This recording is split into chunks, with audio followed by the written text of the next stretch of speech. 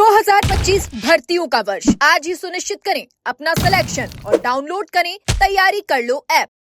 नमस्कार, एजुकेशन नगरी में आपका स्वागत है और मैं हूं आपके साथ विनीत। राजस्थान कर्मचारी चयन बोर्ड द्वारा 53,749 पदों पर करवाई जा रही भर्ती में रिकॉर्ड तोड़ आवेदन आए हैं। 24,76,383 आवेदन आए हैं। यह बहुत बड़ी संख्या है। राजस्थान के लाखों युवाओं को इसके बड़ी उम्मीदें हैं और उम्मीदें लेकर फॉर्म भी भरे हैं। हालांकि पिछले 3 से 4 दिनों में कई समस्याएं भी आई, लेकिन बावजूद इसके ये आवेदन जो है वो समाप्त हो चुके हैं और अब इन 24,76,000 से भी ज्यादा अभ्यर्थियों के बीच में कंपटीशन होने वाला है। लेकिन अब इस भर्ती से लाखों युवाओं की उम्मीदें भी जुड़ी हुई हैं। पहले लगातार राजस्थान जीके को बढ़ाने की मांग भी चल रही थी और आज इस पूरे भर्ती प्रक्रिया पर और जिस तरीके से रिकॉर्ड तोड़ आवेदन आए हैं और अब क्या कुछ फायदा होने वाला है और युवाओं को क्या उम्मीदें हैं, आज हमारे साथ मौजूद है राजस्थान बेरोजगार यूनियन के अध्यक्ष हनुमान किसान।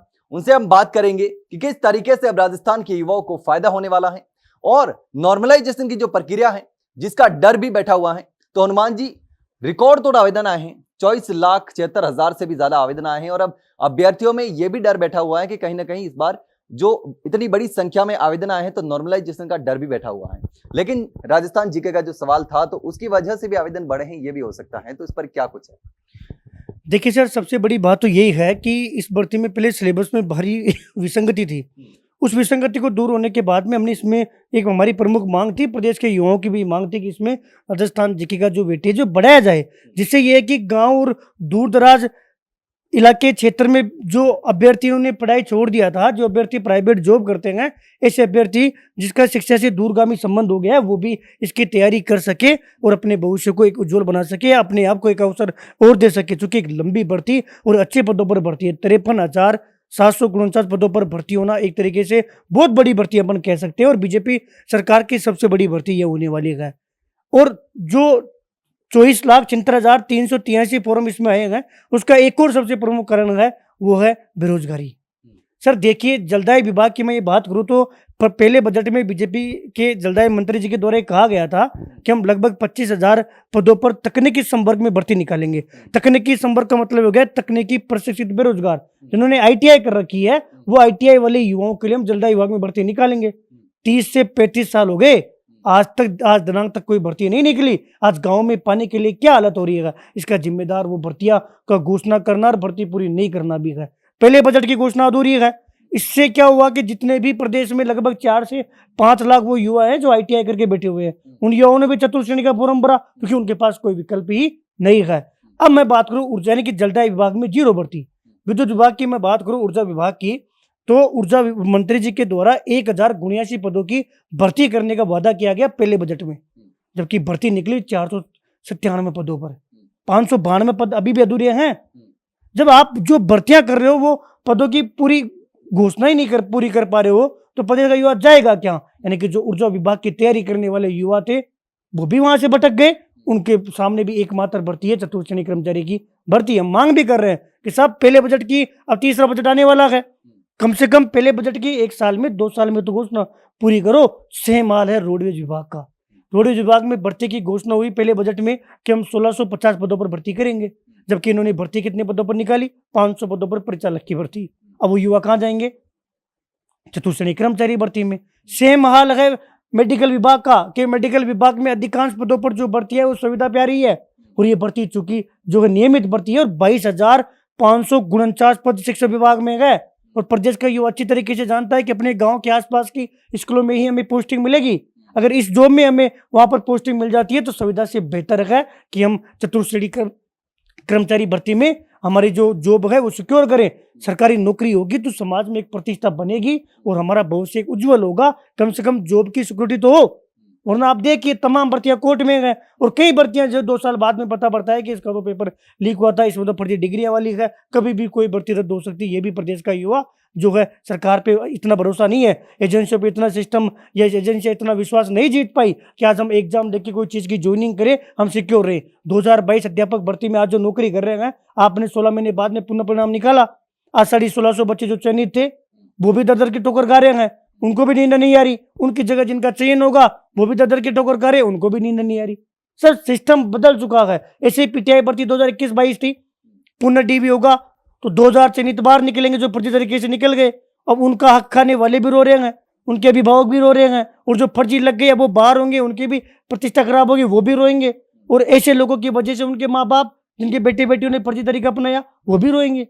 तो जॉब सिक्योर नहीं है, इसलिए तमाम जो उच्च शिक्षा वाले बीएड हो, बीएससी हो, बीएसटीसी हो, एमएड हो, एमएससी हो, एमए हो, पीएचडी हो, नेट क्वालिफाई हो, मेडिकल विभाग का हो, बीटेक किया हुआ बच्चा हो, या फिर कोई भी तकनीकी प्रशिक्षित उसने कोर्स किया हो, सब चतुर्थ श्रेणी कर्मचारी भर्ती में आ रहे हैं। सर बड़े दुर्भाग्य की बात है कि 11 साल में सबसे कम पदों पर फर्स्ट ग्रेड की वैकेंसी हो रही है, केवल 2202 पदों पर, 11 साल में सबसे कम पदों पर। ऐसे में जो फर्स्ट ग्रेड के योग्य व्यक्ति है वो कहाँ जाएगा? आप देखो एक एक जिले में अगर मैं एक एक सब्जेक्ट की एक एक कैटेगरी की बात करूं तो नाम मात्र का पद उसके हिस्से में आ रहा है। समय फिक्स रहता है साहब। एक माँ बाप ये चाहते हैं कि मेरी छोरी 21 साल की 22 साल की हो गई तो मैं 23, 24, 25 साल तक उसको पढ़ाऊं, फिर उसकी शादी करनी है। ऐसे एक युवा ये चाहता है कि मैं 24, 25 साल का हो गया, मैं 3-4 साल जयपुर जाके तैयारी करूंगा या राजधानी में या कई बड़ी सिटी में जाके तैयारी करूंगा, फिर मुझे नौकरी लगकर मुझे शादी करके परिवार चलाना है, पीछे जो छोटे भाई बहन जो बड़े हो रहे हैं उनका खर्चा चलाना है। अब ऐसे में फर्स्ट ग्रेड में नाम मात्र के पद हैं, वो युवा कहाँ जाएंगे? फर्स्ट ग्रेड वाले चतुर्थ श्रेणी की ओर। सेकंड ग्रेड में 13 साल में सबसे कम पदों पर भर्ती आई है, 2129 पदों पर, वो युवा कहाँ जाएंगे? एसएसटी में तो ये सीन है कि एक जिले में 2 पद भी इससे नहीं आ रहा, बाकी सामाजिक विज्ञान के हर गांव में तीसरा जो स्टूडेंट जो बीएड किया हुआ मिलेगा वो एसएसटी विषय से मिलेगा। वो कहाँ जाएगा? क्योंकि उसको ये पता है कि अगर मैंने ये भर्ती निकाल दी तो फिर मेरी जॉब लगना मुश्किल है, क्योंकि मैं जिस योग्य हूं उसमें पदों की संख्या उचित नहीं है, न्यायोचित नहीं है। सरकार दावा कर रही है, लेकिन सरकार को ये देखना चाहिए कि जनसंख्या के हिसाब से वैकेंसियां कितनी खाली है, कितने पद हम क्रिएट कर सकते हैं, उस हिसाब से वैकेंसियां आनी चाहिए, न कि इस हिसाब से कि कोचिंग माफिया पनप सके, कोचिंग इंस्टीट्यूट चल सके, व्यापार चल सके। शिक्षा व्यवहारिक होनी चाहिए, व्यापारिक नहीं होनी चाहिए। और थर्ड ग्रेड में क्या सीन है? आपने पात्रता एग्जाम आयोजन करवा दिया, पहली बार ऐसा हुआ इतिहास में आजादी के बाद में कि आप थर्ड ग्रेड की भर्ती करो और पदों की संख्या ही नहीं पता। लाखों पद खाली है, 1,30,000 पद तो शिक्षा विभाग में खाली है। उसके अलावा लगभग 48,000 पद ऐसे हैं जो नए सर्जित होना बाकी है। अब आप देख लीजिए लगभग 170-180 हो गए। अब 1,80,000 पद है आपके पास, उसके बाद में आप नाम मात्र पदों पर भर्ती निकाल रहे हो। तो सर हम ये कह सकते हैं कि राजस्थान जीके बढ़ने के बाद में और ये तमाम जो डिपार्टमेंट मैंने गिनाए उनमें न के बराबर भर्ती आने के बाद में तमाम जो प्रदेश का युवा है वो अपना जो अपने गांव में कहते हैं कि साहब अभी जो रथ है उसको चतुर्थ श्रेणी की तरफ मोड़ लो, क्योंकि एक यही भर्ती है। लेकिन इस भर्ती में भी समस्या है कि हाल ही में पशु परिचर का परिणाम आया है। पहली से छठी पारी में जिस प्रकार का शोषण किया गया है, ये सिस्टम गलत है, ये प्रणाली गलत है। ये आप जो फॉर्मूला अपना रहे हो, आप जो सामान्यकरण के नाम पर भेदभाव कर रहे हो कि विनीत जी का चयन हो रहा हो तो विनीत जी तो फेल हो गए और मेरा चयन नहीं हो रहा था, मुझे आपने पास कर दिया। साहब एक पॉइंट में एक परिवार, एक नौकरी के पीछे 5 सदस्य होते हैं। आपने किसी विद्यार्थी का नंबर कम कर दिया ना, यानी कि आपने 5 लोगों की हत्या की है। भले ही आपके हाथ में नहीं था, तो सिस्टम के खिलाफ लड़ो। आज आरपीएससी क्या करने जा रही है कि साहब बच्चे एग्जाम नहीं देते तो हम शुल्क लगाएंगे। तो ये तो सोचो कि जब बच्चों के कम नंबर आ रहे तो बच्चे खून के आंसू रोते हैं, तो इस सिस्टम को आगे से चेंज करवाने की पहल तो करो। जब आपको फीस की चिंता है, आपने क्यों नहीं पहल की कि चतुर्थ श्रेणी कर्मचारी भर्ती में राजस्थान जीके का वेटेज बढ़ना चाहिए? आपने क्यों नहीं पहल की कि वाहन चालक की भर्ती है, हम एक ड्राइवर बनाने जा रहे हैं तो ड्राइवर को कम से कम मोटर वाहन से संबंधित बिंदु तो पढ़ाएं। हाई कोर्ट में ड्राइवर की वैकेंसी आएगी तो वो अलग सिलेबस पड़ेगा। हाई कोर्ट कहता है कि हमें ड्राइवर चाहिए तो ड्राइवर को केवल ड्राइवर वाली बातें आनी चाहिए, उसी का पेपर लेंगे। राजस्थान पुलिस में सेम भर्ती आती है तो वो अलग सिलेबस। आज कर्मचारी चयन बोर्ड करवा रहा है, क्यों नहीं पहल करा कर्मचारी चयन बोर्ड? करना चाहिए ना कि जब आपको ये लग रहा है कि फीस लेंगे, बच्चे नियर तुम 3 बार एग्जाम नहीं बैठोगे तो सब पेनल्टी लगाएंगे, तो क्या आपका ये दायित्व नहीं बनता कि सिलेबस की विसंगति होगी, किन युवाओं को फायदा है, किन युवाओं को नुकसान है, उसकी भी आगे से पहल करनी चाहिए। उसकी नॉर्मलाइजेशन का सिस्टम है और इस फॉर्मूले से नुकसान हो रहा है। सब किसको कहते हैं? 25-26 नंबर। जो लड़के पास हो गए उनकी गलती नहीं है, मैं उनके खिलाफ नहीं हूं, और जो रह गए मैं उनके पक्ष में भी नहीं हूं। लेकिन सब पीड़ा जो है, दर्द जो है वो गलत है, और ये तभी समाधान होगा जब सिस्टम चेंज होगा। अब सिस्टम में बैठे हुए लोग चाहते हैं कि कोई दूसरा है वो लड़ाई लड़े। जब पीस की बात आती है तो तुम्हें अंदर से आपकी आत्मा कहती है कि साहब हमारी सरकार का नुकसान हो रहा है। तो जब बच्चों का नुकसान होता है तो आप कहते हो हमारे हाथ में नहीं है। तो सब कई प्रकार का सिस्टम, और यही सिस्टम चतुर्थ श्रेणी कर्मचारी भर्ती में डर सता रहा है। आप 24,76,383 युवाओं का एग्जाम कैसे लोगे? क्या भरोसा है कि पेपर का लेवल समान रखोगे? क्या भरोसा है कि किसी भी पारी के साथ नुकसान नहीं होगा? ये डर है और ये डर वाजिब और इसी डर को लेकर 11 मई को पटवारी की एग्जाम है। 11 मई के जस्ट बाद में हम क्रम शहीद स्मारक पर एक बड़ा आंदोलन करेंगे, एक बड़ी सभा करेंगे, जिसके लिए हमने जिले स्तर पर हमारी टीम बनाना शुरू कर दिया है। राजस्थान बेरोजगार यूनियन की कार्यकारिणी का हमने विस्तार किया है। लगभग 13 जिलों में हमने प्रभारी नियुक्त किए हैं, 11 जिलों में हमने अध्यक्ष नियुक्त किए हैं। हम एक शिक्षा विद से मिलेंगे, हर एक उस इंसान तक हम पहुंचेंगे जो इंसान अंदर से चाहता है कि हमारा बेटा, हमारा बेटी या मेरे इलाके में, मेरे जिले में या वो नेता जो चाहता है कि मेरी विधानसभा के युवाओं के साथ गलत नहीं होना चाहिए, इस लड़ाई में हम साथ हैं, उनको हम निमंत्रण देंगे, उस सभा में बुलाएंगे और माननीय मुख्यमंत्री जी तक ये पीड़ा पहुंचाएंगे कि साहब पूरे देश का चुनाव आप एक दिन करवाने की बात कर रहे हो, लेकिन इन युवाओं का क्या। और उन सिस्टम में बैठे हुए वे लोगों से भी हम कहेंगे कि जिस प्रकार आपने फीस की चिंता की, जिस प्रकार आप सरकार का खजाना कैसे बचे, बोर्ड का कम समय कैसा लगे, आपकी सुख सुविधाएं कैसे बढ़े, इनकी आगे से पहल करते हो, ठीक उसी प्रकार आप ये भी पहल करना शुरू करो कि किन नीतियों से युवाओं का भला होगा और किन नीतियों से युवाओं का नुकसान होगा। चूंकि विनीत जी, मेरा ये मानना है, मुझे 6 साल हो गए इस फील्ड में, मैं 6 साल में मेरे जो शुरुआती 3 साल थे वो मैंने बहुत संघर्ष किया। मैं गुजरात भी जेल जाके आया हुआ हूँ, मैंने गुजरात भी 2 बार गिरफ्तारी दी हुई है। यहाँ राजस्थान में भी हमने कांग्रेस कार्यालय में, पीसीसी कार्यालय में यदि ताला लगाने में किसी का योगदान था, सबसे मैं अग्रिम रहा हुआ हूँ। नमस्कार, एजुकेशन नगरी में आपका स्वागत है और मैं हूं आपके साथ विनीत। राजस्थान कर्मचारी चयन बोर्ड द्वारा करना पड़ता है क्योंकि उन युवाओं के साथ न्याय होना चाहिए। उन युवाओं की जो मांग है ना, मांग को रायता पिलाना अलग चीज है। आप रील्स बना लो, फोटो बना लो, चूंकि आज का जो राजनीतिकरण क्या हो रहा है, हर नेता अपने साथ 3-4 जनों को लेकर घूमता है। क्यों? क्योंकि वो हर एंगल की फोटो वीडियो चाहिए, क्योंकि लोग, जनता देखेगी यार कितना बढ़िया नेता है, ये हमारे लिए ये किया। साहब, हम उस चीज पर विश्वास नहीं रखते, हम कर्म प्रधान काम करना चाहते हैं। हमें ऊपर बालाजी महाराज के जो है उसको साक्ष्य मानकर हम काम करते हैं कि हम जिसका भला कर रहे हैं उसको हम नहीं जाने। इसी पॉलिसी पे हमने बेरोजगार सहायता केंद्र भी अभी त्रिवेणी नगर में हम जस्ट खोलने वाले हैं, जिसके माध्यम से वो प्रदेश का युवा जो प्राइवेट जॉब चाहता है उसको भटकना नहीं पड़े, उसके भी हम मदद करेंगे। मेरा कहने का मतलब इतना सा है कि चतुर्थ श्रेणी कर्मचारी भर्ती एक बड़ी भर्ती है, तमाम युवा इसमें अपना भविष्य आजमा रहे हैं। और क्यों इतने फार्म गए उसका मैंने आपको तथ्यात्मक विवरण भी पेश किया है। अब हमारा सबका ये डर है कि नॉर्मलाइजेशन से हमारे साथ गलत नहीं हो। मैं पुनः एजुकेशन नगरी के माध्यम से विनीत जी आपसे पुनः वादा करके जा रहा हूँ कि इन तमाम अभ्यर्थियों के लिए आगामी समय में एक बड़ी सभा का आयोजन करवाएंगे राजस्थान बेरोजगार यूनियन के बैनर तले, और मुख्यमंत्री जी से, तमाम जो कैबिनेट मंत्री है उनसे और सरकार से हम बात करेंगे, बोर्ड के कर्मचारियों से भी हम बात करेंगे और एक एक ऐसी पॉलिसी स्थापित करेंगे।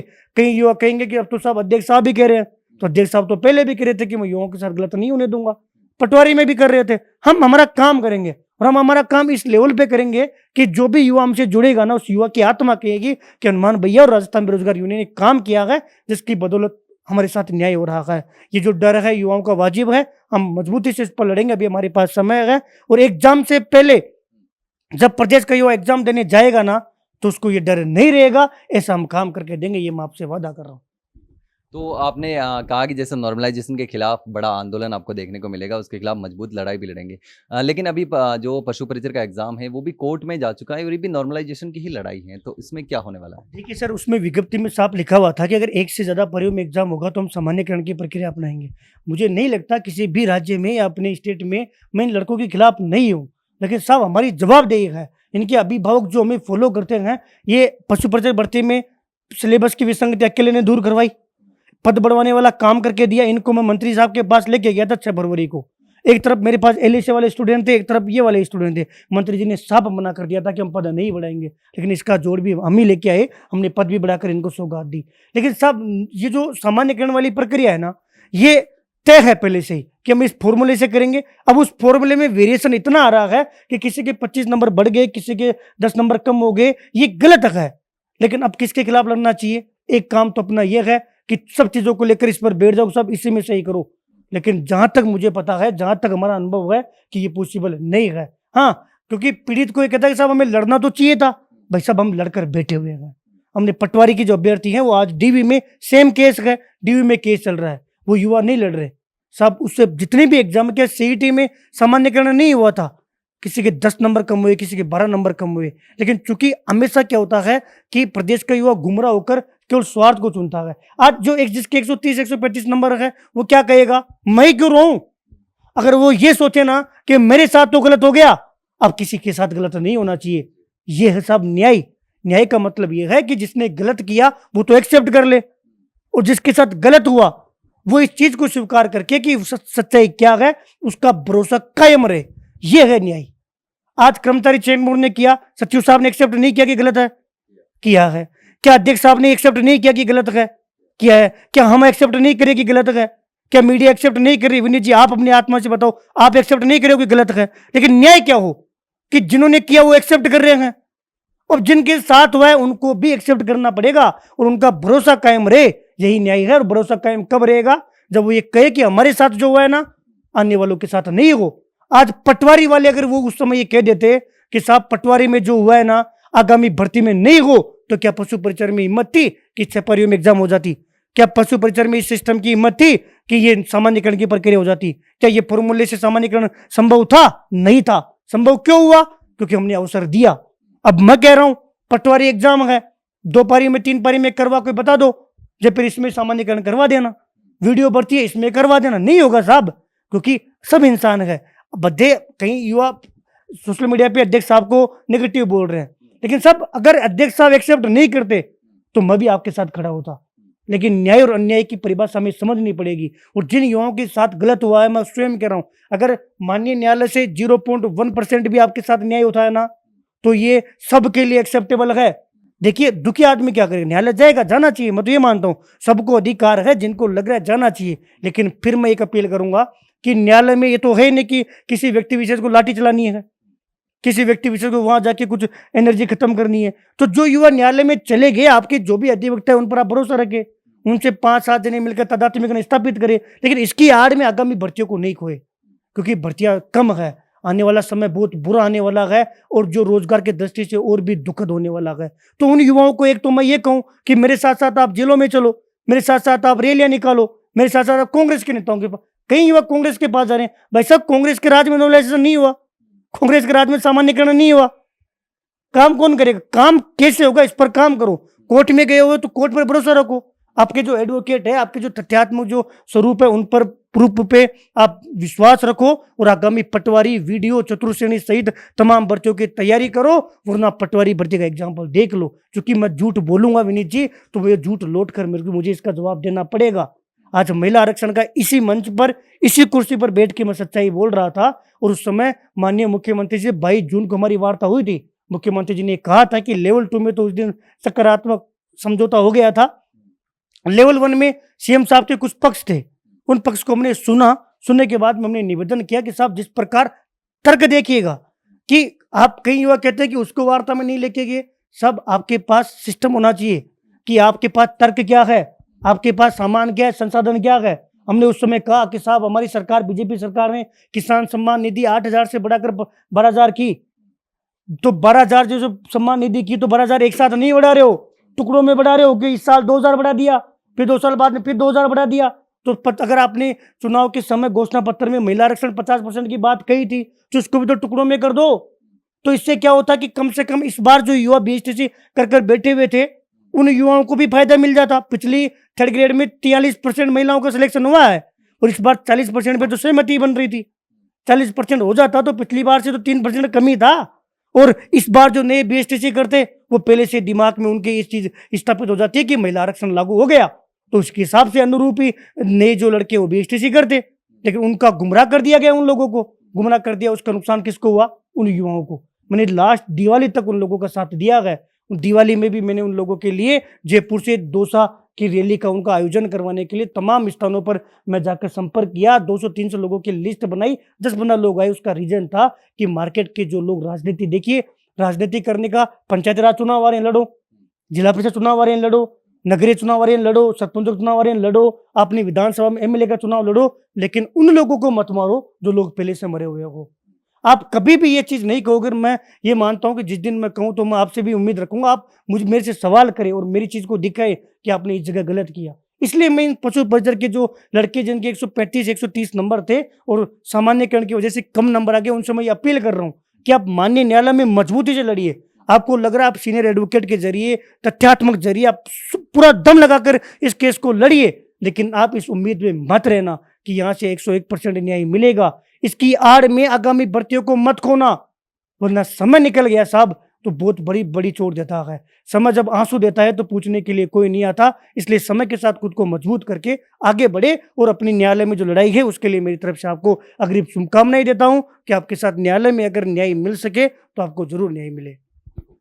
तो अब देखना होगा कि चतुर्थ श्रेणी कर्मचारी में 24 लाख से ज्यादा अभ्यर्थियों ने आवेदन किया है, लेकिन दूसरी ओर पशु परिचर का जो रिजल्ट जारी हुआ था और उसमें नॉर्मलाइजेशन की वजह से जिनके साथ न्याय हुआ है वो भी अभ्यर्थी अब कोर्ट का दरवाजा खटखटा रहे हैं, कोर्ट पहुंच गए हैं। लेकिन अब देखना होगा कि आने वाली भर्तियों में नॉर्मलाइजेशन होता है या नहीं होता। हालांकि हनुमान किसान ने यह बड़ा ऐलान किया है कि आने वाली भर्तियों में आने वाली जो भी परीक्षाएं हो रही है उसमें नॉर्मलाइजेशन नहीं होने देंगे और इसको लेकर बड़ा आंदोलन भी देखने को मिल सकता है। लेकिन देखना होगा कि आगे इसमें क्या होता है। फिलहाल के लिए इतना ही, जल्द मिलते हैं एक नई जानकारी के साथ, तब तक के लिए नमस्कार।